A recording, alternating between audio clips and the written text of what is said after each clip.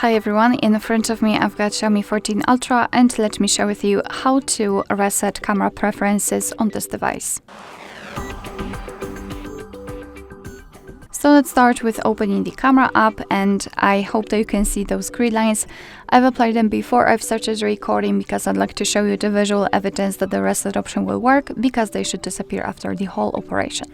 So in order to reset camera preferences, we have to unroll the upper options so simply swipe your finger down, and now we have to open the settings.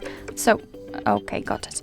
So let's enter the settings, which are in the right upper corner, and now scroll down to the very bottom to find restore default settings. Let's tap on it and then tap on OK.